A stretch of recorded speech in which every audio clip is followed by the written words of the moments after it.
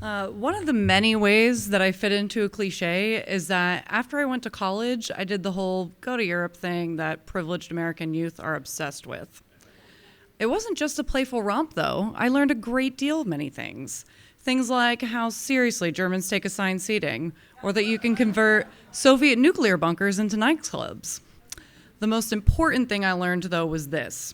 You can get away with anything if you roll around with American Army boys.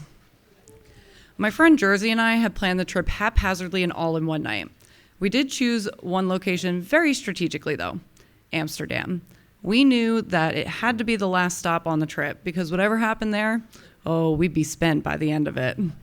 So after we bopped our way through Germany, Switzerland, and the Czech Republic, we found ourselves on a train to Holland. This was during the regrettable age of Facebook where millennials were posting every rogue thought that came through our mind. So on the train, I very eloquently fill in my status. Carly Yansak is heading to Amsterdam. Woo! Exclamation point. Such an innocuous status ended up leading me to such an oculous time.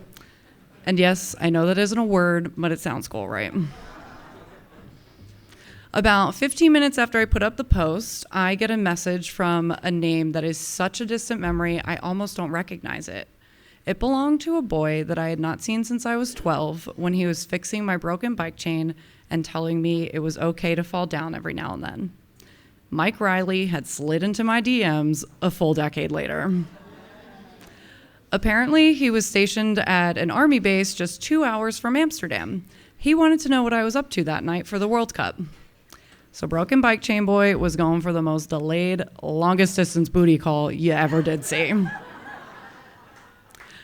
That year was the year that the U.S. and England were matched against each other in the World Cup, and it was an electrifying time to travel Europe. Europeans are just frenzied about soccer, and we're planning on getting a little frenzied ourselves for that match. So Jersey and I make a plan to meet Mike Riley and his army buddies at an English pub around 8 o'clock that night. They get there during the heat of the match, and I only know because I feel a little tap, tap on my shoulder. And there he is, no longer 12, but a whole American soldier man. I can't believe it's really you, he says. And I can't believe you're really here. We drink the way the English intended their pubs to be drank in until the end of the night when the U.S. declares victory.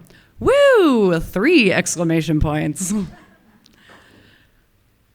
Since it was an English pub, there were many Englishy things decorating the walls, one of which was a massive UK flag.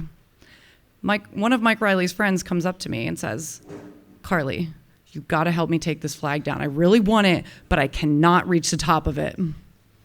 I don't even question it, I just do it. Me and this very short Italian man dismantle this massive UK flag from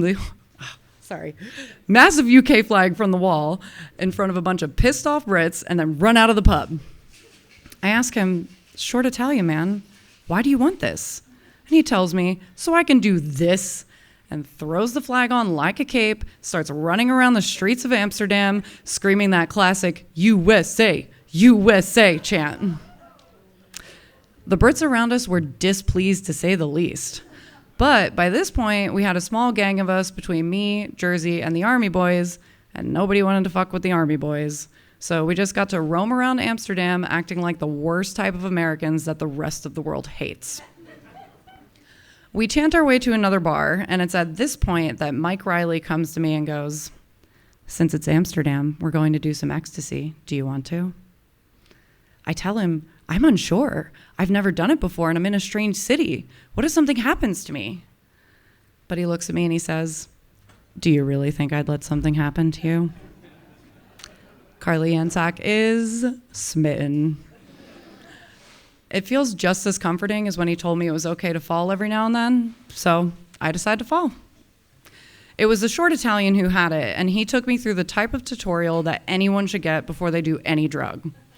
How long it would take to kick in, what it would feel like when it kicked in, how to make it hit harder, how to make it hit softer, and the best part, his cell phone number, if anything happened. He wasn't taking any and was going back to the hostel.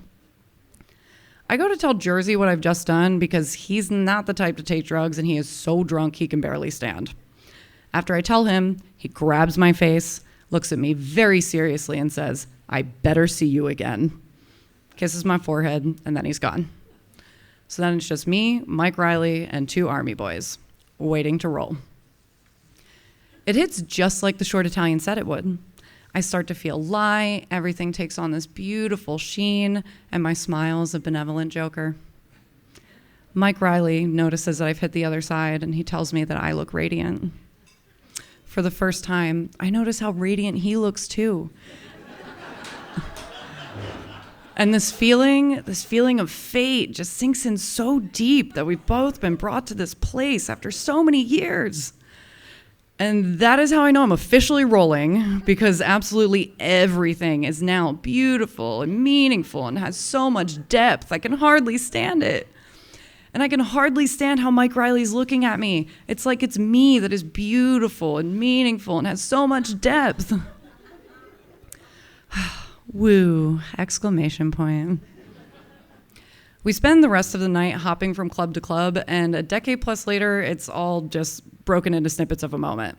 Dancing under a disco ball, watching Tom and Jerry cartoons, sync to music at a rave, convincing a bouncer, no, I am not too fucked up to go in here, and Mike Riley stopping me in the street to say, I just want to remember you like this. We end up at a low-ceiling red-lit bar that, to this day, has the craziest energy I've ever experienced. People are jumping as they dance, bartenders are pouring liquor straight into mouths, drag queens are dancing on tables and leading people in song, and I'm singing God knows what next to a drag queen when Mike Riley comes and takes my arm and says, I have to show you something. He takes me to the back of the bar and pulls back what is apparently not a wall, but a heavy curtain. And then sunlight crashes me to reality, because let me tell you, there is nothing more sobering than thinking it is 2 a.m. and then abruptly realizing that it is actually 7 a.m. Carly Yansak is taken aback. So we decide to leave, and obviously he's coming with me. We stumble our way through cobblestone streets that we don't recognize until we somehow find my hostel. We crawl into the top bunk of the bed I'm renting in a 20-person room I'm staying in, and then everything goes black. But according to about 10 people in the 20-person room, Mike Riley should be added to my body count. Carly Yansak is woo, ? I wake up the next morning to him crawling over the top bunk to leave. He throws his arms over the top bunk, rests his chin on the bar, so I roll over to say goodbye. I had fun last night, I say. Me too. He continues to stare at me, still in ecstasy love, until he says, I'm going to be so old by the next time you see me. And then he boops my nose, and just like that, Mike Riley is gone. And maybe he will be so old by the next time I see him, but via social media, I now know that he's a Blue Lives Matter fanatic cop, so I'm good on never seeing him again. This way, I can always remember him as the boy who fixed my bike chain and the man I stayed up with all night. Thank you.